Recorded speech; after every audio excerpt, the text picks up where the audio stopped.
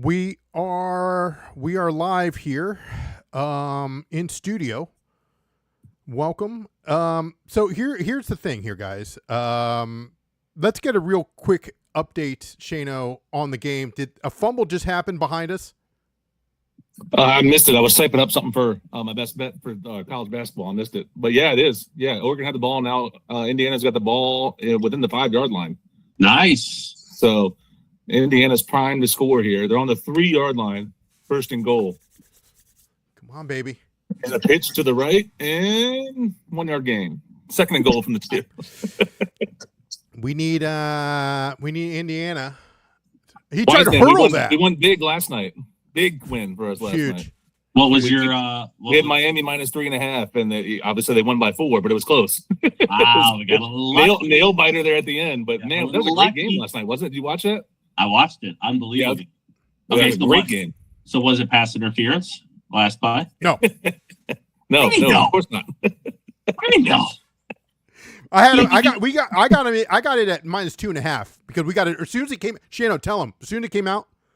Yeah, as soon as the lines came out, I texted him and I said, "Hey, take Miami minus 2.5," and then literally like within like a couple hours, it jumped to 3.5. Nice. So, but we got it in super early. That's good. But back to that pass. I mean, he had his hands on him starting from the 5-yard line all the way to the back of the end zone. I mean, come on. At the end of the game, they tend not to call those type things. Okay, fine. I'll give you that. How about this? That was a catch. He had his front of his toe, and then his heel hit the back. No. Come on, bro. That came down. Listen, I'm a firm believer. If it's a penalty, five minutes into the game, it should be a penalty 5 seconds at the end of the game. Like the refs are, these kids are professionals now. Sure. These kids are getting paid. So let's start officiating like they're professionals. Let's start, calling these games like they're professionals. I don't know. To me, pass interference. Okay. Give them the ball on the 2-yard line, and let's have the greatest play in college football playoff history up until that point. You mean the wedge? Oh, you'd have to go. You'd have to go quarterback wedge on touch. Quarterback wedge on touch. Before we get to our picks, then, since you brought it up, the professionalism in college football, what is your take on Williams? He is the quarterback or current quarterback, and I believe Washington. The University of Washington, the Dubs, will not get him out of his contract because he agreed, he signed, and now another school's offering him a little bit more juice, and then he's like, "Hey, I want to get out of here." No, it's the Wild West out there, and things are going to have to change, or I'm going to start to lose interest. I think the average fan's going to lose interest. Like, start signing these guys to 4-year contracts. You need to rethink the whole schedule in terms of when the portal opens. Why are we having the portal open, before the college playoffs even start or like halfway through the play? Like, it's just a disaster. And I'm fearful for the future of college football. Like, I used to love college football more than pros. Yeah. And that's quickly changing in my book. Yeah. Yeah, they have to do something. I think they need to, we've talked about it a few times. We said, maybe start the season a week or two earlier so that so you get that national championship game on that New Year's Day. That'd be, perfect. And then that way you don't have to, the transfer portal, they say can't move really because that's, registering time for, that semester, that upcoming semester of classes. That makes sense. So that's why the transfer portal is where it is. Right. So it goes to, January, whatever it is, 15th or whatever it is. But that's because that's the registering time for all the colleges. Look, just get rid of. Go ahead. You bump up the schedule another week, then you have students. A lot of students aren't on campus then. Whatever happened to the student experience of waking up and tailgating or whatever. Half your schedule is going to be already in your rearview mirror before students get on campus. So I mean, that's a good point. I didn't think about. That is a good point. Yeah, but I mean, listen, college football put themselves in this place. You need to have a commissioner. Yep. You can't let each of the conference commissioners run rogue. You need to have one overarching commissioner who's going to start to lay down the law. Otherwise, they're on a downward trend. Agreed. Completely agree. All right, let's jump into our college basketball picks. Last week, I don't even want to talk about Carolina right now. I'm really PO'd at them and Herbert Davis, so don't even call me Herbert, okay? Your Sparty, which we saw live, part of the game there. Listen, they covered. They did cover. They freaking covered, and I took a money line like an idiot. So shame on me. Joe the fan even asked you, "Are you sure you don't want the points?" I know. At the end, and he said, "No, money line." Yeah, I know. Not a good look by me. Not a good look by me. Can we Yeah. touch on Sparty real quick? Yeah. Did you guys see the game earlier in the week where Izzo threw out one of his former players in the crowd? That's just like I don't know if you saw it, but a player, Paul Davis, so Michigan State brings their alumni back. Sure. Usually at the end of the winter break when you don't have a bigger student presence. So they bring in all the alumni, get them around the court. And numbnuts Paul Davis, who played 20 years ago, had some pretty unflattering comments about the ref's wife. And Izzo, they blew the whistle, and Izzo kicked him out of the arena. Like his former player, like hilarious. That sounds. Yeah, I saw that. That was hilarious. That sounds like a Costanza. Was that wrong? Was I not supposed to do? You know? Yeah. I didn't know I couldn't do that. I'm sorry. I didn't know we could. You know. So of course I lose my bet there. Shano wins on his, and then on the hot dog we go 2 for 3. So. Yeah, it was the opposite for it was the opposite. Again, I won my solo bet, and then our parlay bet is the one I lost. Let's start with who wants to go first? Shano, you want to go first? Sure, I'll go first. All right. First game I'm looking at. I'm going. So last week I went against Tennessee. I took the Razorbacks to beat Tennessee with what was the -3.5, I think, or -4. Right. But they covered. The Razorbacks won. So I'm once again picking against Tennessee here and Florida. The Vols are 11-4. They're currently ranked 21st in the nation. But if you look at their schedule, all their losses are on the road.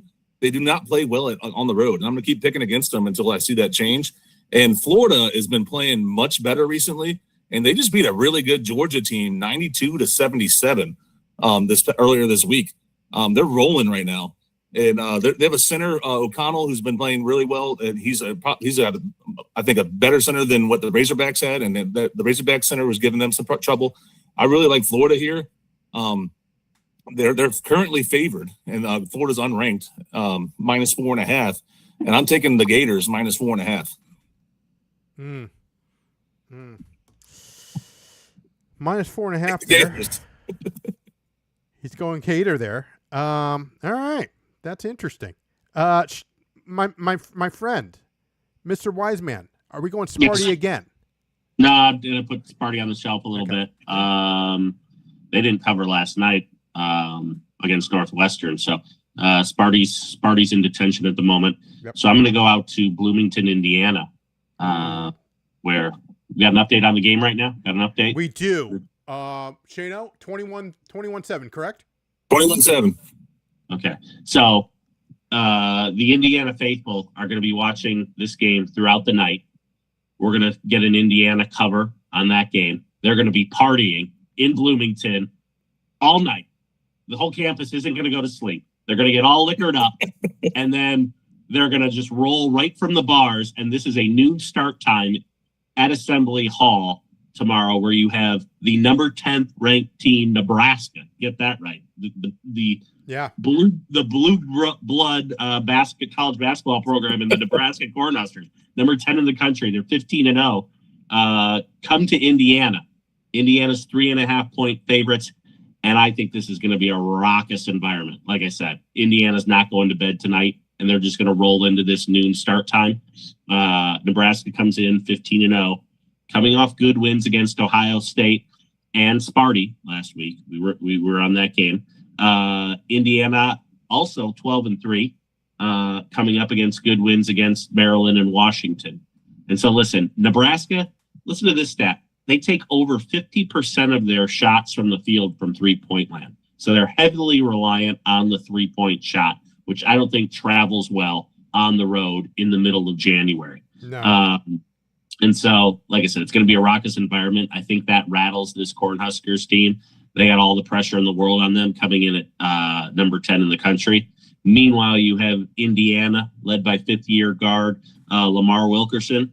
He is a dominant force. He's averaging 26 points per game, making four and a half threes a game. So I always like Big Ten teams at home. So give me the Indiana Hoosiers -3.5 to cover. Indiana Hoosiers -3.5. It's moving to 4 here around some books.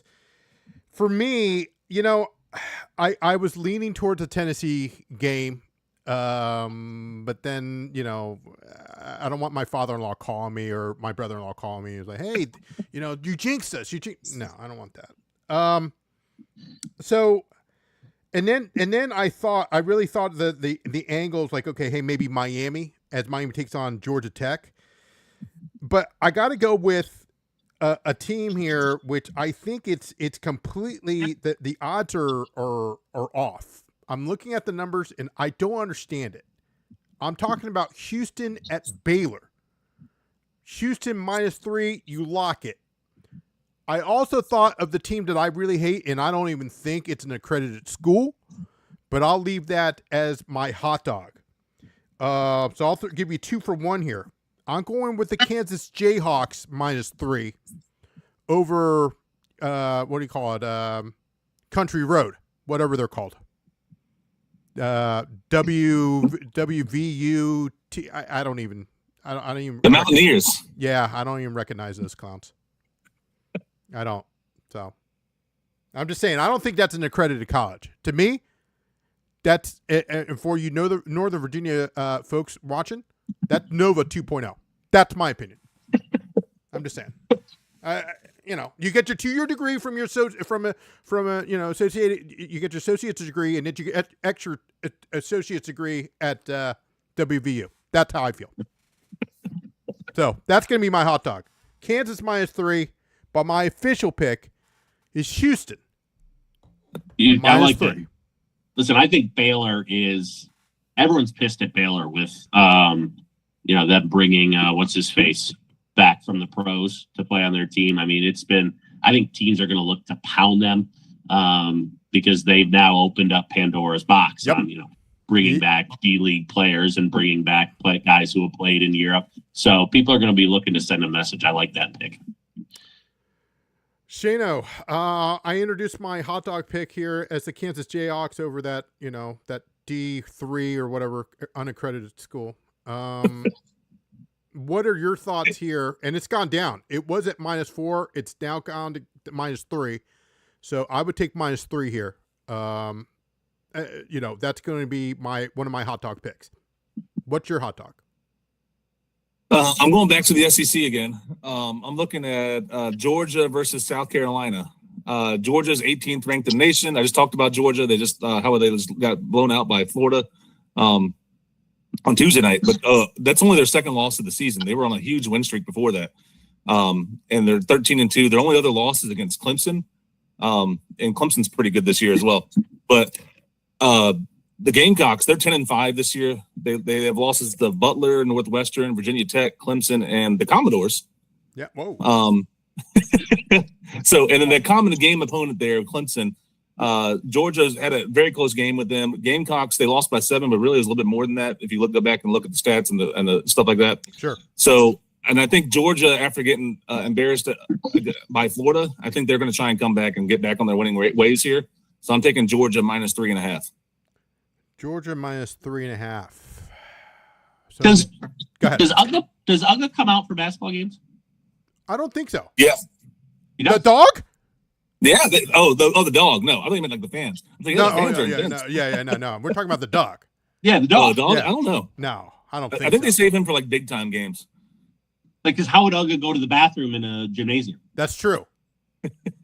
Like, do they give him like a pee pad? I'm sure like they a do. diaper? Yeah. I mean, they could probably, walk him out for the beginning of the game or something like that, and just like randomly bring him out throughout, like stop times and stuff like that between quarters or whatever. That'd be interesting to do some research for next week. Does Uga attend basketball games? I don't think so, because I think it's hotter in there than it is on the field. Yeah, I think because with the arena and stuff like that. Yeah, I mean, could you imagine Uga just dropping going potty right on like the baseline. Oh, a number 2 right on, not good. Yeah. Not good. Clean up in all 3. Yeah. Earl, clean up on aisle 3. What movie? Mr. Mom. Earl, we haven't even been there. I've never even been in aisle 3, Earl. I swear to you. So I just looked it up. Yeah. According to Google, like the little AI little blurb up top that gives you. Says he does go to basketball games, but it's usually only for rivalry games or against ranked opponents. Interesting. Wow. But I don't think he stayed for the whole game now. Yeah, he could. Yeah. So he goes to most football games, but for basketball, says that he's saved for rivalry games and against ranked opponents. Interesting. Yeah. Interesting. No, I love Michael Keaton, man. Especially his earlier. The movie I watched the other day was Gung Ho. Have you ever seen that movie? Never seen it. Okay, so the whole point of Michael Keaton. So it was right after Mr. Mom, I think, and Gung Ho was in the movie. He's like an executive of. He was working at some like Pittsburgh, rural area where they rely on jobs, right?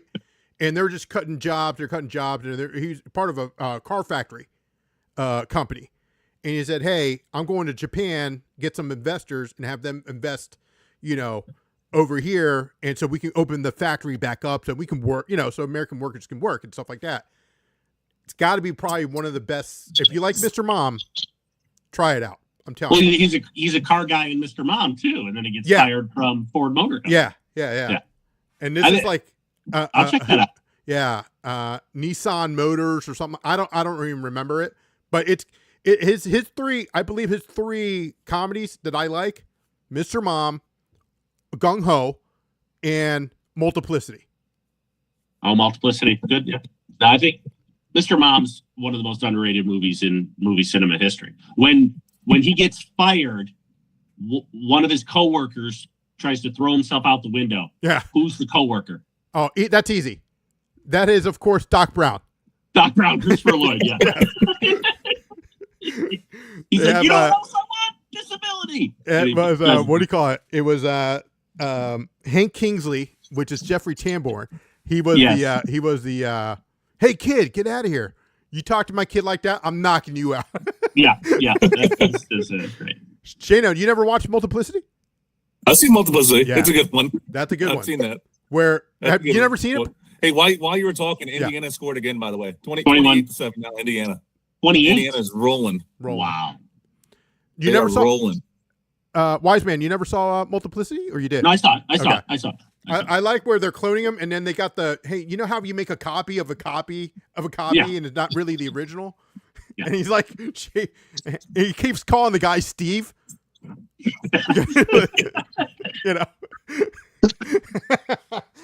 Oh man! And they how did we get on the?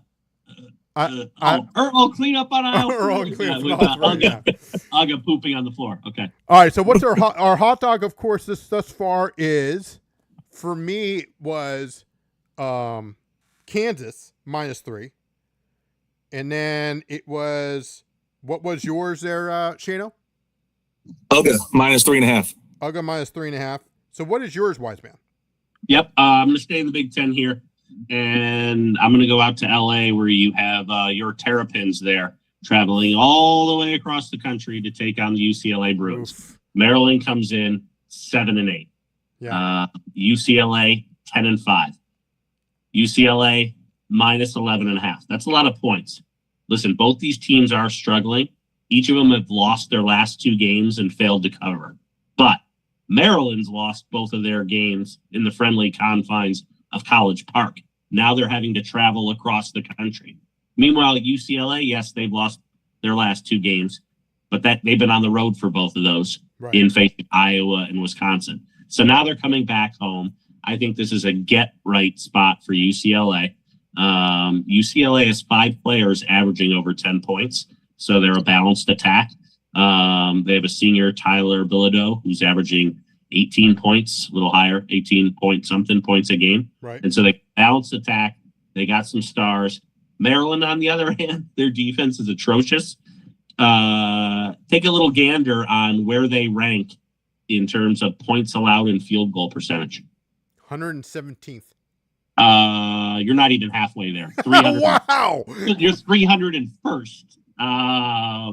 Which that's the thing about college basketball. Like, there's just so many teams, and they are ranked 301st in terms of field goals allowed and field goal percentage. So, Right. Listen, give me the Bruins. It's a get right spot for them. Like I said, they're coming home. With the sunshine and the pretty girls at UCLA. So 11.5 UCLA Bruins cover against the Terrapins. We look at the hot dog. It is at plus 570 here. So, of course, we're doing that. I like it. I do like it. UCLA minus 7. Excuse me, 11.5. 11.5. A lot of points. I know. A lot of points, my friend. But, hey, that's why they pay us the big bucks. Anyway, so at plus 570 altogether. Not bad. Not bad. So hopefully that hits. Now, we did 2 out of 3. So, You're saying we'll get one of them. Don't worry. I said I like it. I said we'll get one of those. Don't worry. Yep. Let's recap, of course. I'll go first. My first pick was -3 Houston over Baylor. That was my pick. Wise man? I have the Hoosiers partying all night after their win this evening and heading right into Assembly Hall to cover 3.5 against the Cornhuskers. And Shano, what do you have for yours there, my friend? I'm taking the Florida Gators -4.5 over Tennessee. Florida -4.5 over Tennessee. Wow. Good old Rocky flop. That's 100% Rocky flop. I do have a bonus bet here. I can't bet on it because it's 2 Virginia teams. Yeah. Are you talking Mason? Mason. Oh, Yeah. Because I'm thinking VCU -1. Oh, are you? I was going the opposite way. Okay. Well, you want to put something on it? We can bet on it because we can't bet on it. You want me to go across the bridge tomorrow? I got nothing to do tomorrow. If you want me to do it, I'll go do it. I was going to say, just give some love to the George Mason Patriots. 15-1 to start the year. I know it's a mid-major, but they have a big game against VCU. Huge game for them. It's at Mason. It's at Mason. Yeah, that's true. Sold out already. Sold out. Ooh. Sold out show. Ooh. But VCU's favored by they're -1 right now. I would take the Patriots in that. What makes you say VCU? They always struggle with VCU. I'm just going based on history. That's true. So, They do, but I think Mason's like legit this year. But I think Mason's a dog here. they are. All right. Yeah. Well, let me know if you want me to go across the pond or across the bridge, whatever. I didn't do a whole ton of research on it, but I think Mason's like legit. All right. Well, And they're the local team. I got to go for them over VCU. I mean, for Richmond area. I already took care of the tree and all that stuff down, so I got nothing to do. And there's really not that much soccer going on. So, they got an international. They got the FA Cup. That's another story. But anyway, we got to get ready for the Olympics. We got to start ready for the Olympics. handicapping figure skating and everything. There you go. No Tanya Harding. The same. Yeah. The same. Yeah. That's going to do it for us, guys. We got some. Can we get an update there, Shana, on the football game? 2 minutes, just under 2 minutes to play in the first half. Indiana's up big, 28-7. Indiana has the ball. 7. Indiana currently has the ball. Yes. Are they driving or what's going on? They're on the third down on their own 30-yard line or so. So they'll score in a minute. Okay, let's assume Indiana wins. Okay. What's the spread, Indiana-Miami? I mean, the way Indiana's beating Oregon like this, it's going to be 5. I don't know. It might be a lot. It could be north of a touchdown. Yeah, it could be. Really? I was thinking 5.5. If they're beating Oregon by 21, I mean, yeah, it probably will be. Yeah. You don't think it's out right now? I don't know. This game's not officially done yet. So No. But they always have just like in the NFL, they have exactas because they already have the spreads for next week with the division round for the NFL. Yeah. Can you imagine Indiana being called national champions? I mean, that is wild. That is crazy. Yeah. Especially in football. Basketball, you can maybe see it. They used to be pretty good in basketball. Yeah, basketball. Right? But being a Michigan State guy, when Indiana would show up on your schedule come football season, come the fall, it was an automatic win. Like they were a putrid program that, you would count as an automatic win. They're going to win the national championship.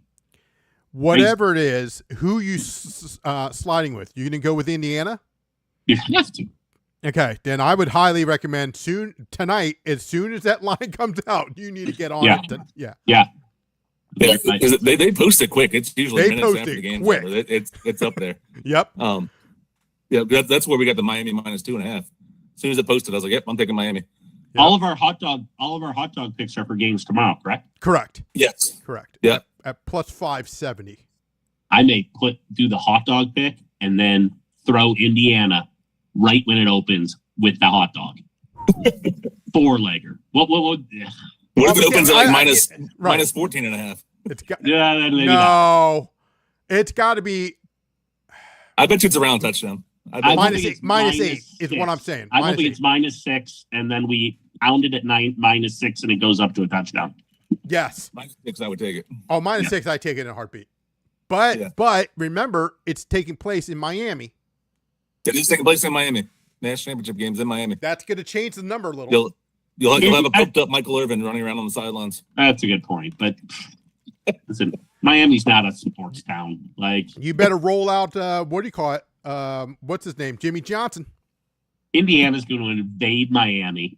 Meanwhile, all the local Miami people are going down to South Beach. They don't even care about they're not even going to care about the game. Indiana's going to invade that town next week. Yeah.